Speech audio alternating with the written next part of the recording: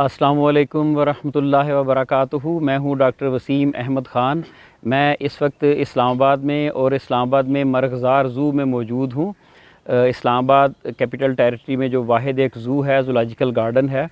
ये ज़ू किसी वजह से कुछ अरसे से बंद है और यहाँ के जो जानवर हैं किसी और जगह पे शिफ्ट किए हुए हैं। तो ये शायद इसकी एक्सपेंशन का प्रोग्राम है या कोई और, वो हम बात करेंगे यहाँ के जो डायरेक्टर हैं उनसे। तो ये जो मेरे हाथ में इस वक्त ये परिंदा है, सारे इसको जानते हैं, ये मियाँ मिट्ठू है। मियाँ मिट्ठू, मियाँ मिट्ठू।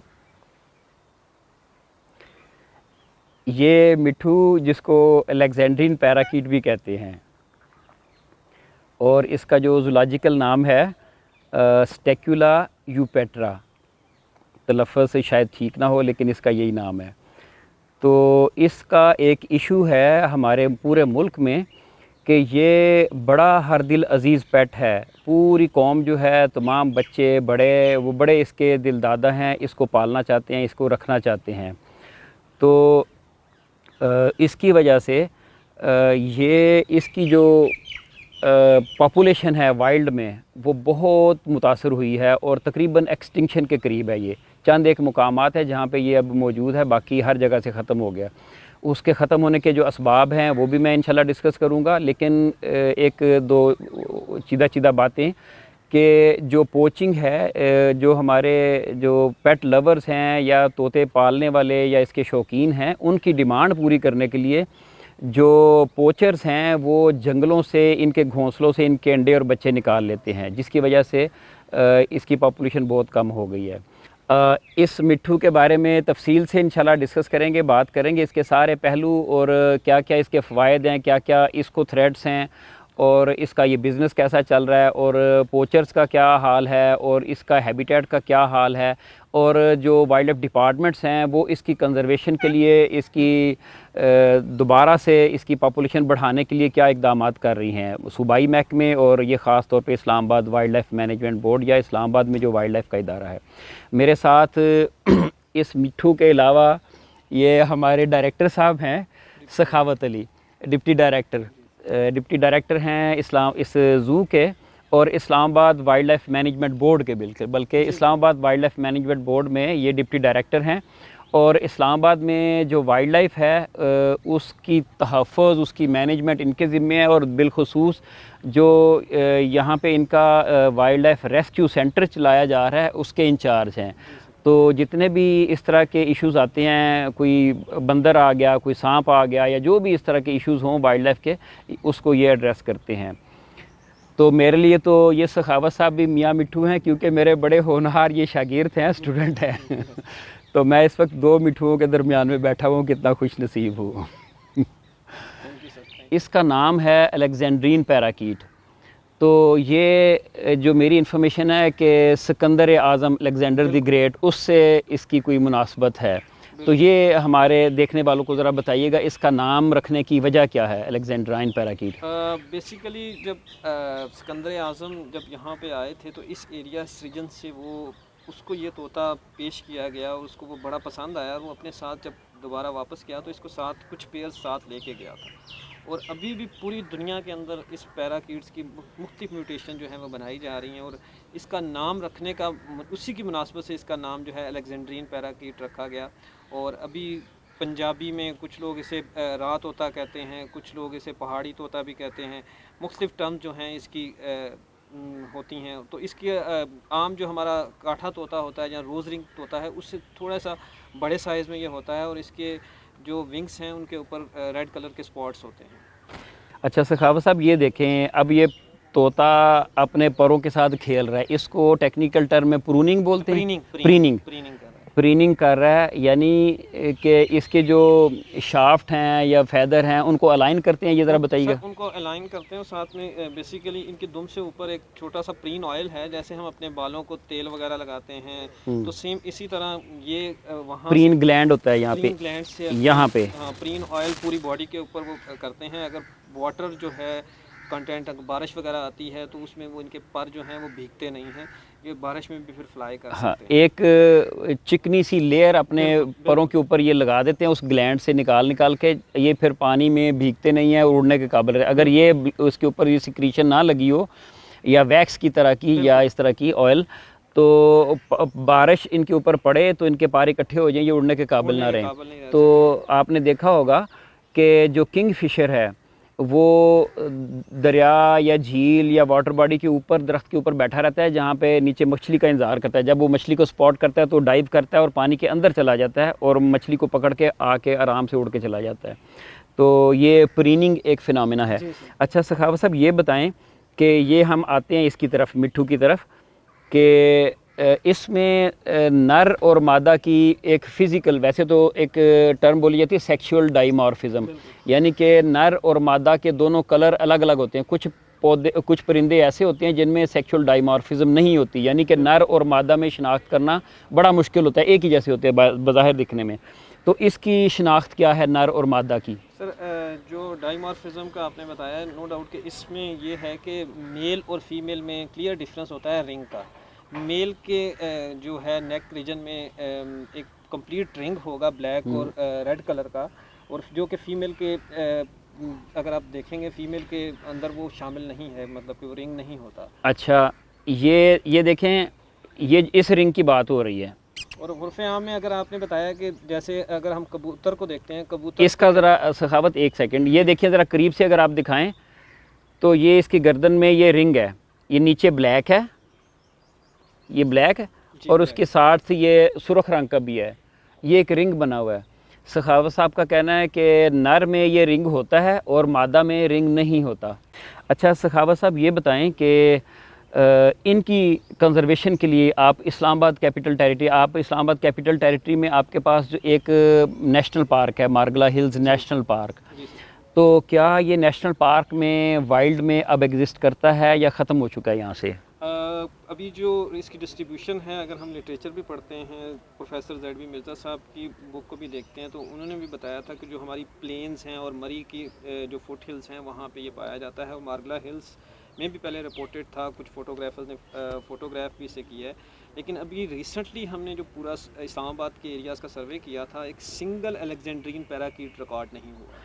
तो उसकी क्या वजह? देखें, इस्लामाबाद जो बड़ा सिक्योर्ड एरिया है, यहाँ पे कोई शिकार नहीं कर सकता, और आपके माशाल्लाह कितने स्टाफ मेंबर हैं? हमारे अभी फिल वक्त 25 हैं, और छोटा सा इस्लामाबाद है और पेट्रोलिंग भी होती रहती है, फिर भी पोचर यहाँ पे अपना काम कर दिखाते हैं। इसमें बहुत से फैक्टर इन्वॉल्व हैं। उसमें हमने अभी जब ये सर्वे किया कि अगर इस्लामाबाद सिटी के अंदर नेशनल पार्क तो इटसेल्फ वहाँ पे इंडिजिनस वेजिटेशन है, लेकिन जो सिटी के अंदर है वो इंडिजिनस वेजिटेशन को डिस्करेज किया गया, क्योंकि ये पुराने दरख्तों में अपने नेस्ट बनाते थे। अभी पुराने दरख्त इस्लामाबाद के अंदर बहुत कम रह गए, और उसकी जगह रिप्लेसमेंट की बजाय इसके कि वही दरख्त आते, वो उसकी जगह पे एग्जॉटिक प्लांट्स जो हैं वो आ रहे हैं। ऑर्नामेंटल प्लांट्स को ज़्यादा प्रेफर किया जाता है, वो देखने में खूबसूरत लगते हैं।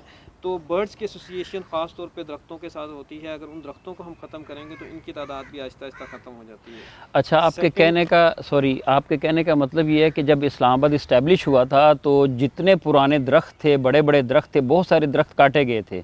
नहीं, काटे गए नहीं, हम ये नहीं कह सकते काटे गए, लेकिन काटे गए थे या नहीं वैसे नहीं, इसका मैं लेकिन उसकी रिप्लेसमेंट जो हुई है वो कोई भी कि हमें अगर लगता है, क्योंकि इस्लामाबाद जब नया नया बन रहा था, नए प्रोजेक्ट लग रहे थे, वहाँ पे नेटिव वेजिटेशन को प्रमोट करना चाहिए रादर दैन के एग्जॉटिक को हम प्रमोट करें। उसमें सखावत साहब आपकी बात ठीक है कि नेटिव को प्रोजेक्ट करना चाहिए, लेकिन इशू ये है कि जब कोई हाउसिंग सोसाइटी लॉन्च की जाती है तो एक दफ़ा बुलडोज़र चलाए जाते हैं, जगह हमवार की जाती है, सफाई हो जाती है एक दफ़ा, ठीक है, लेकिन उस चीज़ को कंपनसेट करने के लिए इदारे तो ये कहते हैं कि हमने एक दरख्त काटा, हमने 100 लगा दिया। अब एक ये कितना बड़ा दरख्त है और 100 इतनी कोंपलें, उसका कोई कंपैरिजन है? कोई कंपैरिजन नहीं है।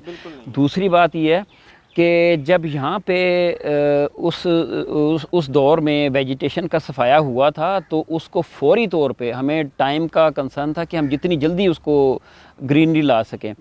तो कुछ ऐसे पौधे यहाँ पे इंट्रोड्यूस करवाए गए, वो बहुत जल्दी जो बड़े हो जाते थे, जिसमें एक पेपर मलबरी हमारे सामने है। तो उसके जो कॉन्सिक्वेंसेस हैं, उसके जो गलत नताइज हैं, वो हमारे सामने हैं। तो बहरहाल ये भी एक इशू है जो आपने बताया कि जो बड़े दरख्त थे, पुराने दरख्त थे, अब वो उस मिकदार में नहीं है, बिल्कुल उस तादाद में नहीं है। जो अब नए दरख्त लगे हैं वो इसके पसंदीदा दरख्त नहीं है। हाँ, अभी इस मियाँ मिट्ठू को मैंने यहाँ बिठाया हुआ था हाथ पे, तो इसने गलत काम किया, मुझे जाके ये फिर अपने ये कमीज़ धो के आनी पड़ी, तो इसको मैं थोड़ा सा साइड पे रखता हूँ। सखावत साहब ये बताएं कि ये इसके पाँव में मुझे ये एक रिंग नज़र आ रहा है। जी सर। कबूतरबाज तो अपने कबूतरों को रिंग डालते हैं, तो ये इसको रिंग क्यों डाला गया है?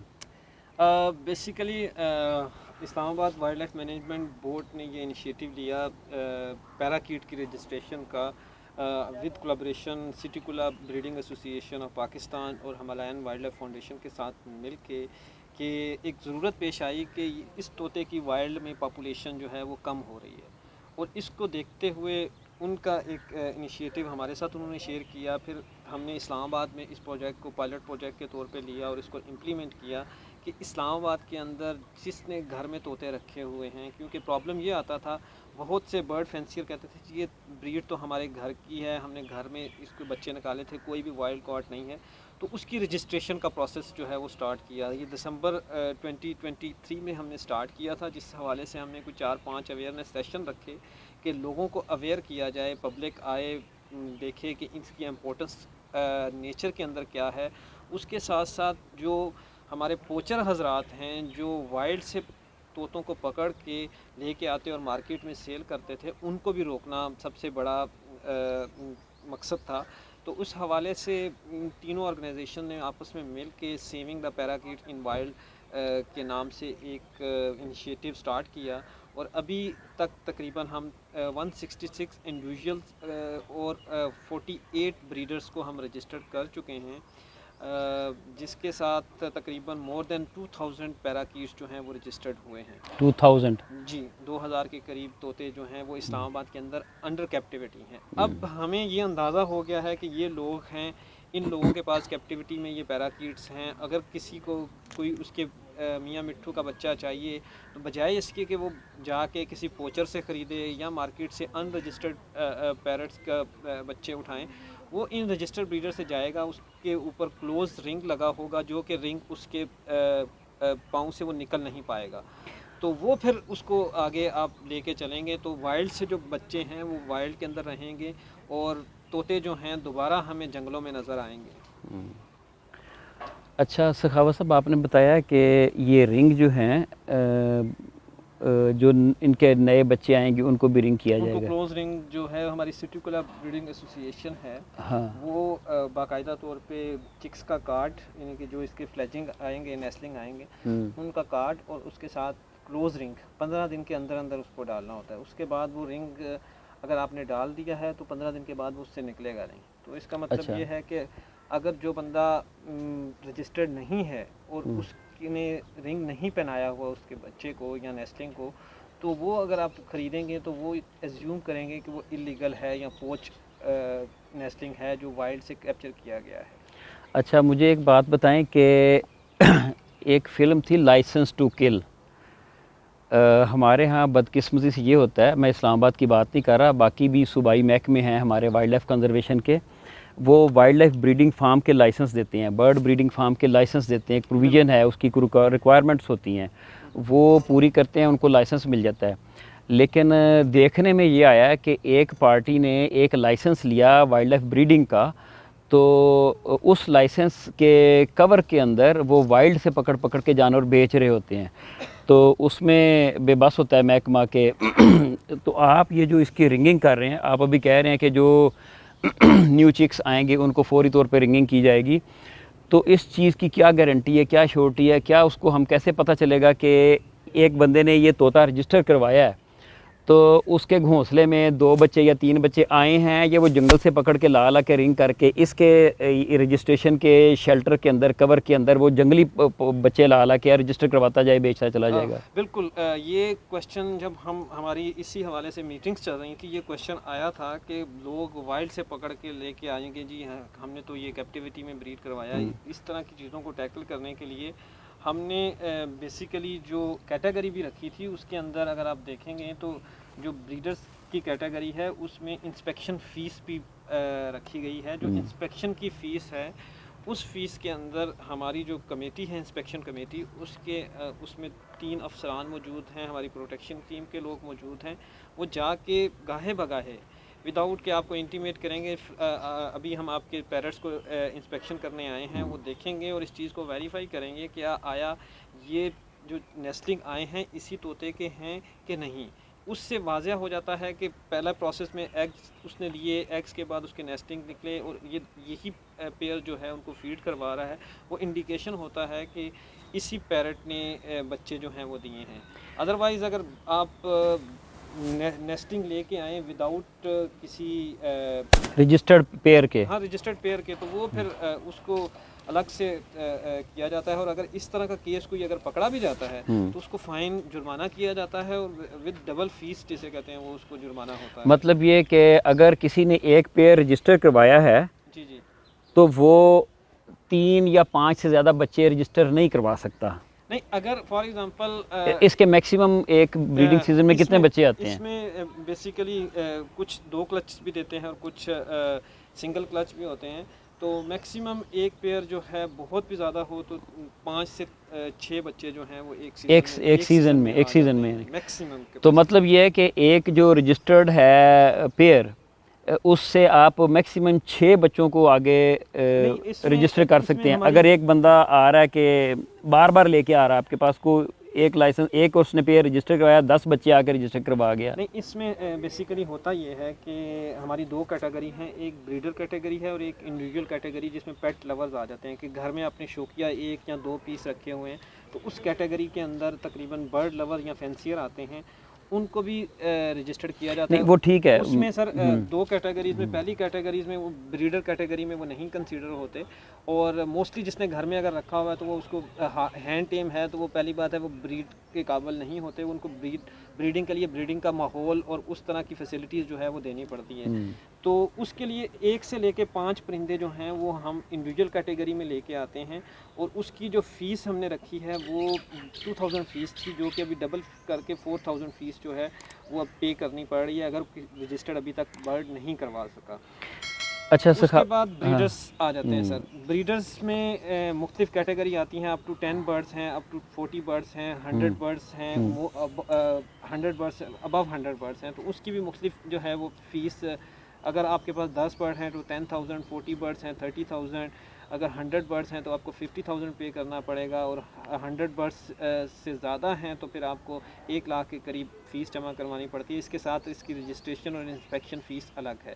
तो इंस्पेक्शन वाला जो प्रोसेस है उसको कंटिन्यू रखा हुआ है हमने कि अगर हमारे पास 47 लोग हैं तो वीकली बेसिस पे 4 से 5 ब्रीडर्स जो हैं वो इंस्पेक्ट हो रहे होते हैं, उनको देखा जाता है, उन पर नज़र रखी जाती है। अगर इनको थोड़ा ढीला छोड़ दिया जाए या इन पर नज़र ना रखी जाए तो इसमें नो डाउट के कुछ पोचिंग वाले कंपोनेंट आप जो कह देते हैं लाइसेंस टू किल वाली बात है, वो उसको हम इग्नोर नहीं करेंगे और ये हमारी हिट लिस्ट पे है कि अगर इस तरह का कोई काम होगा तो हम इसको फौरी एक्शन लेंगे।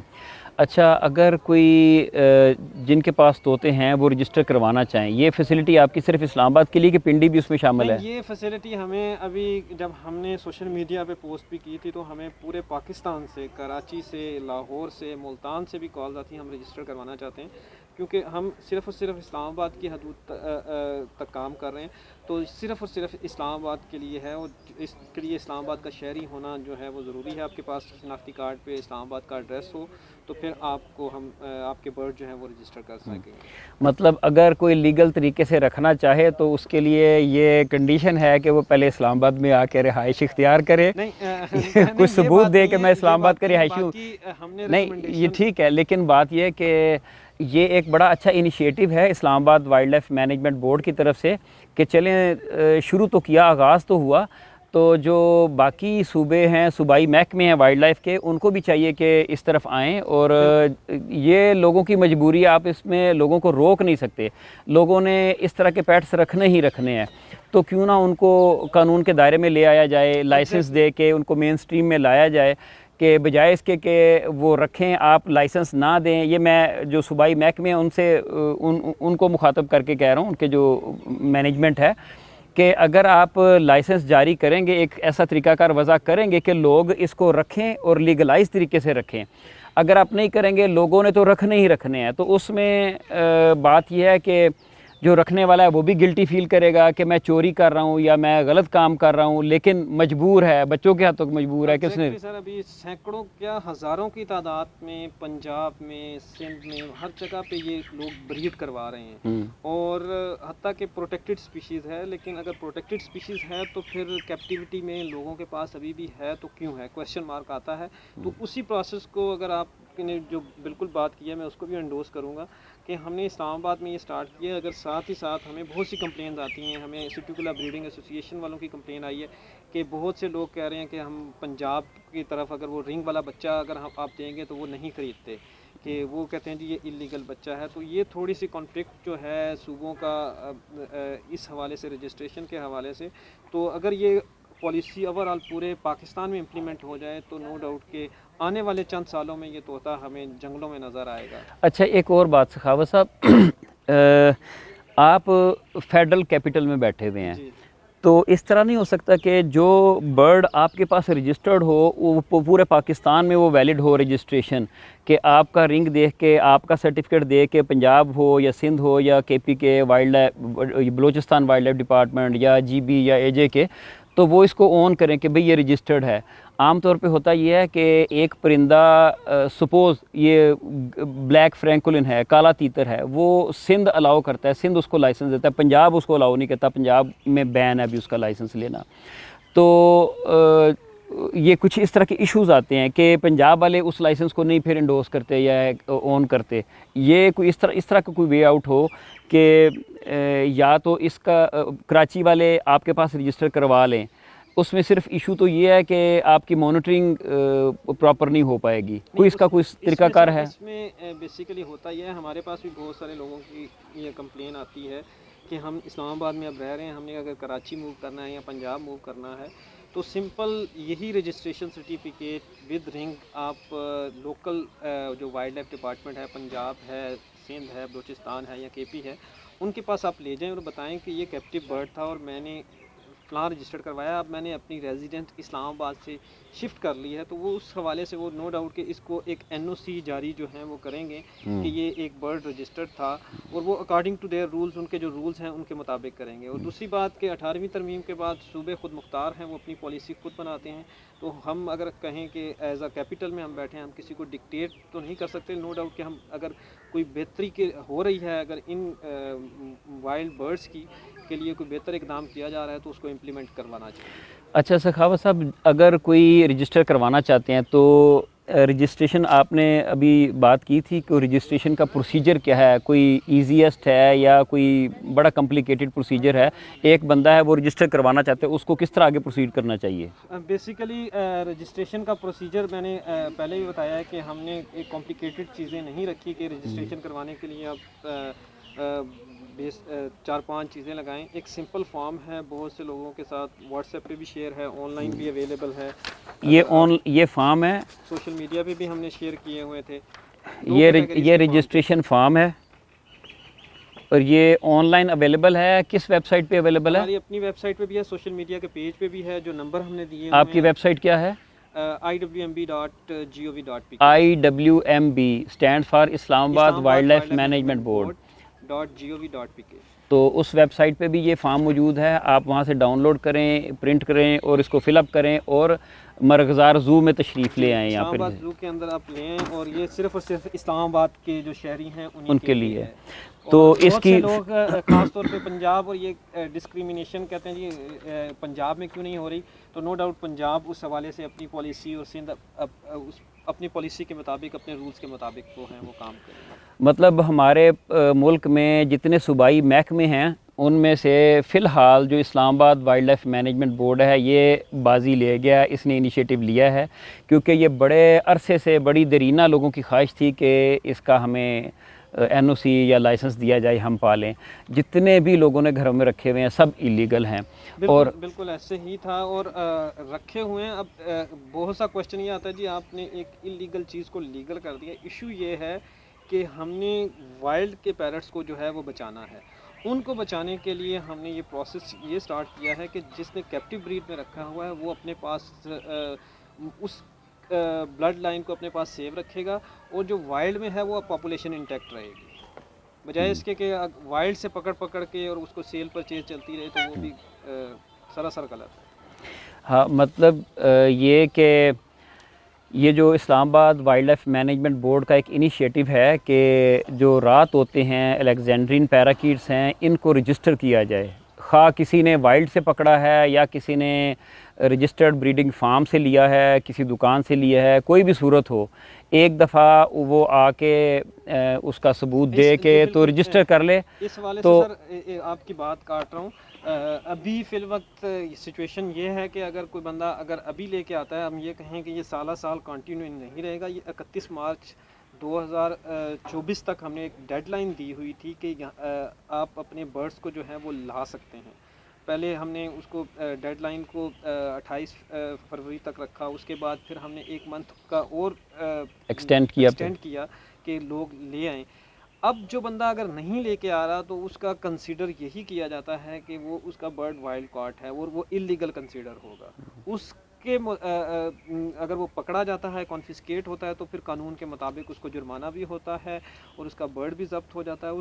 फिर उस बर्ड को दोबारा रिहेबिलिटेट करके वाइल्ड में फिर रिलीज़ किया जाता है, रादर दैन कि हम ये कहें कि रजिस्ट्रेशन का प्रोसेस ओपन है अभी और आप फ़ीस देते जाएं। और इस तरीके से, क्योंकि हमने एक चेक लगा दिया था, उसके बाद अगर किसी ने रजिस्टर्ड करवाना है वो स्पेशल कंडीशन होगी और वो इस चीज़ का प्रूफ देगा कि ये सोर्स कहाँ से ख़रीदा गया है। इस तरह है कि अभी बहुत सारे लोग ऐसे हैं जिन तक आपकी बात शायद नहीं पहुंची थी, तो कुछ हमारे देखने वाले हैं, वो हमारे इस चैनल के वसातत से भी बहुत सारे लोगों को पता चलेगा कि तो क्या ऐसा मुमकिन है कि इसकी रजिस्ट्रेशन को थोड़ा सा एक्सटेंड कर दिया जाए जिन लोगों को पहले नहीं किसी तरह से पता चला। इस हवाले से नो डाउट, जिसको अगर नहीं पता चला वो एक रजिस्ट्रेशन का तरीक़ाकार जिसे कहते हैं, ऑलरेडी फॉर्म भी मौजूद है, उसमें एक एप्लीकेशन लिखते हैं हमने इतने अरसे से रखा हुआ था और हम अवेयर नहीं थे कि इसकी रजिस्ट्रेशन करवाना भी ज़रूरी थी, तो लिहाजा अगर रजिस्ट्रेशन करना है तो फिर वो केसेस जो हैं स्पेशल केसेस के तौर पे हमारे जो कमेटी है उसके सामने पेश किए जाएंगे। कमेटी फिर उन केसेस को अप्रूव करेगी, तो फिर उसके बाद इनको रजिस्ट्रेशन सर्टिफिकेट इशू हो जाएंगे।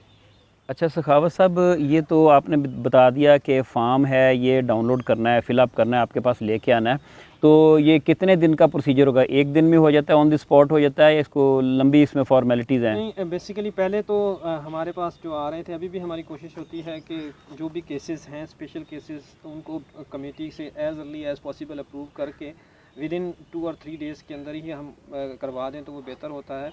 जब वो केस अप्रूव हो जाते हैं, उनका चालान इशू होता है, वो बैंक में फ़ीस जमा करवाते हैं। फ़ीस जमा करवाने के बाद फिर उनको एक रजिस्ट्रेशन सर्टिफिकेट जो है, ये सर्टिफिकेट भी दिखा दें। सर्टिफिकेट है फॉर ब्रीडर, ये ज़रा करीब से दिखा दें। नंबर ऑफ़ बर्ड्स और इनके रिंग नंबर जो हैं इसमें मेंशन होते हैं। अगर जो हमारी टीम इंस्पेक्शन करने जाती है वो बाकायदा तौर पे देखती है कि फ़लाँ बंदा है, इसके नाम पे रजिस्टर्ड हैं, इतने बर्ड्स हैं और इनके रिंग नंबर क्या हैं, और फिर रिंग नंबर जो है बर्ड के ऊपर जो रिंग्स हैं, जो रिंग्स इनको इशू किए जाते हैं फॉर रोज़ रिंग और अलेक्जेंड्रीन, वो नंबर को टैली किया जाता है ताकि बर्ड्स जो हैं वो अगर कोई बंदा ने रखे हुए हैं अपने नाम से, रजिस्टर्ड भी करवाए हुए हैं, वो अगर समझता है कि मैंने अपने बर्ड कहीं पे सेल आउट कर दिए हैं, तो अगर वो सेल परचेज़ भी करने हैं तो वो महकमे को बताएगा कि मैंने अपने बर्ड रिंग नंबर इतने से लेके इतने तक फ़लाँ बंदे को सेल कर दिए। वो बंदा दोबारा आके एंट्री अपनी हमारे ऑफिस में करवाएगा अपने नाम से, ताकि बर्ड कहीं भी मूव कर रहा होगा तो वो फिर अदारे को पता होगा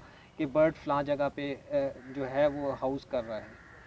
अच्छा, आखिरी बात सखावत साहब के आपका नो डाउट बड़ा अच्छा इनिशिएटिव है महकमे की तरफ से कि रजिस्टर किया जाए और फार्मर्स रजिस्टर किए जाएं। तो बात यह है कि अगर इंडिविजुअल इसको रजिस्टर करते हैं, जिसने एक एक दो दो घर में रखे हुए हैं, तो वो तो बिज़नेस पॉइंट ऑफ व्यू से करते ही नहीं हैं।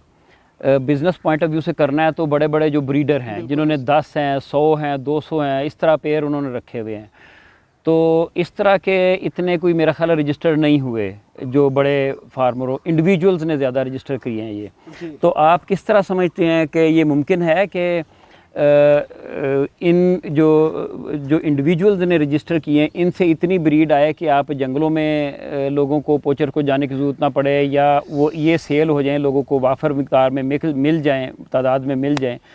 तो ये काइंडली ज़रा बताइएगा कि कितने बड़े ब्रीडर हैं जो रजिस्टर हुए हैं, जिनका हम कह सकते हैं कि उनके पास इतनी तादाद में इनके बच्चे आएंगे कि जो इस्लामाबाद या रावलपिंडी के जो मुकामी लोग हैं उनकी जो ज़रूरियात है वो पूरी करने के लिए काफ़ी हों। और फिर इस्लामाबाद के जो जंगलात हैं इसमें जो वाइल्ड पॉपुलेशन पकड़ी जाती है उसके ऊपर प्रेशर रिलीज़ होगा। जी बिल्कुल, जैसे मैंने अभी बताया कि 166 इंडिविजुअल हैं, जिनमें से टोटल जो हमारे पास नंबर ऑफ़ बर्ड्स आ रहे हैं 166 के वो 300 के करीब हैं, और 48 हमारे पास ब्रीडर हैं जिनके नंबर ऑफ़ बर्ड जो हैं वो 1800 हैं। 1800 परिंदे यानी कि जो ब्रीडिंग सेटअप के अंदर हैं। तो इनके पास खातर खा जो है वो चिक्स नेस्टलिंग आते हैं, और वो अगर हम कहें कि मार्केट की डिमांड को पूरा करना, नो डाउट के पहली बात यह है कि इस वीडियो के ज़रिए मैं भी ये पैगाम देना चाह रहा हूँ कि अगर किसी ने तोता अपने घर में रखना है तो इसकी बेसिक नीड्स को सबसे पहले पूरा किया जाए, ना कि तोता रखना तो हर बंदे का शौक़ है। अब इसकी बेसिक रिक्वायरमेंट क्या है, इसकी फूड फीड क्या है। अगर हम रख तो लेते हैं लेकिन बच्चा महीने बाद 2 महीने बाद उसकी डेथ हो जाती है, क्योंकि मोर्टेलिटी सबसे ज़्यादा होती है, क्योंकि केयर का प्रॉपर तरीका नहीं है। इसकी साइकोलॉजिकल बिहेवियर नीड्स क्या हैं, इसकी फीडिंग रिक्वायरमेंट क्या है, इसको प्रॉपर ख्याल रखा जाए। और हम लोग ख़ास तौर पे Islamabad wild life management board इस हवाले से लोगों को अवेयरनेस भी देता है कि अगर आप बर्ड्स की प्रॉपर केयर नहीं कर सकते तो बजाय इसके कि उसे आप अपने घर में ना रखें, तो बेहतर यही है यहाँ आप इसे रेस्क्यू सेंटर के हवाले कर दें। जो हमारे रिहेबिलिटेटर हैं वो इसको रिहेबिलिटेशन प्रोसेस से गुजारेंगे। वो जब बड़ा हो जाएगा तो इसको वाइल्ड में रिलीज़ किया जाएंगे। और इसी रजिस्ट्रेशन प्रोसेस के दौरान कुछ इंडिविजुअल हमारे पास ऐसे भी आए हैं जिन्होंने कहा जी हम अपने तोते आपको दे रहे हैं, इनको आप दोबारा वाइल्ड में रिलीज़ कर दें। उसमें कुछ पैरट्स हमारे पास आते हैं ऐसे जिनके पर कटे हुए होते हैं, फिर उनके पर जो है वेटनरी डॉक्टर एग्जामिन करता है, उसके बाद उनके पर निकाले जाते हैं, फिर उन्हें तकरीबन 3 से 4 माह तक फ्री फ्लाइट के लिए छोड़ा जाता है। उसके बाद फिर आहिस्ता आहिस्ता उनको वाइल्ड में जो है वो रिलीज़ कर दिया जाता है। इसमें मोस्टली रोज़ रिंग जो हैं वो प्रेफरेबली यहाँ पर इसी जगह पे ही हम छोड़ते हैं, और अभी इसी जगह पे कुछ 2-4 कॉलोनीज़ जो हैं वो रोज़ रिंग की भी इस्टेब्लिश हो गई हैं। अच्छा सखावत साहब, ये ज़ू जो है अब एक रिहेबिलिटेशन सेंटर का भी रेस्क्यू एंड रिहेबिलिटेशन सेंटर का भी काम कर रहा है, तो क्या ऐसा मुमकिन है या आपके फ्यूचर प्लान में ये बात है कि ये जितने बंदे रजिस्टर हो रहे हैं, जैसे अभी आपने बात की है कि नो हाउ नहीं होती, प्रॉपर एजुकेशन नहीं होती, ट्रेनिंग नहीं होती, ले जाते हैं लेकिन फिर 2 माह में 4 माह में परिंदा भी मरता है, उसके आने वाले बच्चे चिक्स भी मरते हैं, तो यहाँ पे एक छोटी सी ट्रेनिंग करवाई जाए, 1 दिन की वर्कशॉप हो या सर्टिफिकेट हो या कोई इस तरह के कोर्सेज जो जितने भी हैं रजिस्टर्ड आपके, उनको एक अवेयरनेस दी जाए कि इसको रखना क्या है, इसकी ज़रूरियात क्या है। बिल्कुल, इस हवाले से अभी हमारे रजिस्ट्रेशन के जितने भी लोग रजिस्टर्ड हमारे साथ हुए हैं उनके लिए अभी हम 1 या 2 दिन की एक वर्कशॉप रखेंगे, जिसमें बाकायदा तोते की बेसिक रिक्वायरमेंट क्या है, बेसिक नीड क्या है, अगर कोई इसमें कैप्टिविटी में डिजीज़ आती है उसको किस तरह कंट्रोल करना है, इसका डाइट प्लान किस तरीके से बनाना है। इसके अलावा जो भी कोई रिजर्वेशन वगैरह हैं वो हमारे एक्सपर्ट्स भी आएंगे, उसमें रिसोर्स पर्सन भी होंगे, वो बाकायदा प्लान है होपफुली के आफ्टर दिस समर हम स्टार्ट करेंगे वो एक वर्कशॉप, जिसमें तमाम बर्ड लवर को और ब्रीडर्स को और जितने भी एक्सपर्ट्स हैं उनको बुलाया जाएगा, और इस हवाले से उनको एक ट्रेनिंग सेशन भी दिया जाएगा। ये पाइपलाइन में है, होपफुली के आने वाले दिनों में होगा। जी सखावत साहब, आपका बहुत बहुत शुक्रिया, आपने अपना कीमती वक्त निकाला। लेकिन मैं समझता था कि ये एक वक्त की ज़रूरत है, लोगों की ख्वाहिश भी है, शौक़ भी है, और जो कस्टोडियन डिपार्टमेंट है उसका भी व्यू पॉइंट सामने आना चाहिए। अच्छा, एक आखिर पे मैं एक अर्ज़ करता चलूँ कि रिज़्क़ अल्लाह ताला ने जिस बंदे को जितना देना है उसकी किस्मत में लिख दिया। अब उसकी अपनी इस्तिताअत है, उसकी कोशिश है, उसकी मेहनत है कि जितनी मेहनत करेगा उतना उसको बढ़ा लेगा। दूसरी बात यह है कि जो रिज़्क़ अल्लाह ताला ने उसको देना है उस रिज़्क़ को बंदा हलाल करके खाए या हराम करके खाए, ये भी उसके अपने इख्तियार में है। मैं मुखातिब हूँ उन पोचर से, उन लोगों से जो जंगलों में जा के छुप के चोरी से डाके डालते हैं। ये मैं इसलिए कह रहा हूँ कि अगर किसी की कोई चीज़ पड़ी हुई है, मिसाल के तौर पर मस्जिद के बाहर जूती पड़ी, जूती उठा के कोई ले जाए, किसी की कोई क्लासरूम में कोई चीज़ पड़ी हुई है, दूसरा बच्चा उठा ले, किसी की कोई चीज़ उसकी इजाज़त के बगैर उठाना चोरी के ज़ुमरे में आता है। तो ये जो वाइल्ड लाइफ है इसका एक कस्टोडियन डिपार्टमेंट है, इसका मालिक है, ओनर है जो इसको मैनेज करता है। तो अगर जो पोचर हजरात हैं वो चोरी जाके रात की तारीकी में जाके दरख्तों से इसके घोंसलों से इसके बच्चे या अंडे निकाल के ले आते हैं, वो कोई नेकी का काम नहीं करते। उस कमाई से वो जो अपने बच्चों का पेट पालते हैं वो जहन्नम की आग ख़रीद रहे होते हैं। तो बात ये है कि जैसे एक ग्रोअर है, एक फार्मर है, वो कोई चीज़ उगाता है, जो मिडल मैन होते हैं, ब्रोकर होते हैं, जो ट्रेडर होते हैं, वो उनसे ख़रीद के मंडियों में बेचते हैं, बीच में अपना कमीशन ले लेते हैं, वो जायज़ है। ये जो वाइल्ड लाइफ ब्रीडर्स हैं इनके पैरट्स के, वो अपनी फैसिलिटी में, अपने ब्रीडिंग फार्म में इनको ब्रीड करवाते हैं। तो जो लोग इससे पैसा कमाना चाहते हैं, अगर वाइल्ड लाइफ ब्रीडर जो हैं वो ख़ुद नहीं बेच पा रहे या नहीं बेचना चाहते, तो उनसे ख़रीद के आगे मार्केट कर सकते हैं, अपना मार्जिन उसमें रख सकते हैं। तो ये कतन जायज़ नहीं है, एथिकली भी और रिलीजियस पॉइंट ऑफ व्यू से भी, कि आप किसी की चीज़ को उसकी गैर मौजूदगी में उठाएं और जाके मार्केट में बेच दें और फिर उसके बाद कहें कि हम अपने बच्चों का पेट पाल रहे हैं, ये नाजायज़ है। तो पोचर ऐसे, जो मेरी बात उन तक भी पहुंच रही है जो इस तरह की एक्टिविटी में मुलव्वस हैं, तो उनको चाहिए कि जायज़ तरीके से हलाल रिज़्क लेके जाएं, अपने बच्चों को खिलाएं और दरख्तों से ये ना उठाएं। इसके बहुत सारे ब्रीडर पाकिस्तान भर में मौजूद हैं, हर शहर में मौजूद हैं जो इसको ब्रीड करवाते हैं। आप यूट्यूब पे देखें, मुख्तलिफ़ चैनल पे देखें, सोशल मीडिया पे देखें, बेशुमार आपको ऐसे बंदे मिलेंगे जो इनके बच्चे बेच रहे होंगे। आप उनसे ख़रीदें और उनसे तय कर लें कि इतनी प्राइस में हमें दें और उसको बेचें, ये आपके लिए जायज़ होगा। इसमें फ़ायदा दोनों तरफ है, आप भी रिज़्क़ हलाल कमा रहे होंगे और चोरी से बाज आ रहे होंगे, और तीसरी सूरत यह है कि आप जो महकमा इनकी हिफाजत के लिए लगा हुआ है उसकी मुआवनत कर रहे होंगे, उसकी मदद कर रहे होंगे, इस सेंस में कि महकमा सरतोड़ कोशिश करता है कि इसको जंगलों में हर तरफ नज़र आएँ, ये फैलें, फलें फूलें, तो आप उसकी मुआवनत कर रहे होंगे इस सेंस में कि जो लोगों की ख्वाहिशात हैं, उन्होंने इनको पेट के तौर पे रखना है, वो फार्म ब्रेड पैरट्स रख रहे होंगे, वाइल्ड कार्ड पैरट की तरफ नहीं जा रहे होंगे, और जंगलों में इनकी पॉपुलेशन हमें अच्छी खासी नज़र आएगी, जो कि अब अमलन तकरीबन ज़ीरो होने के करीब है।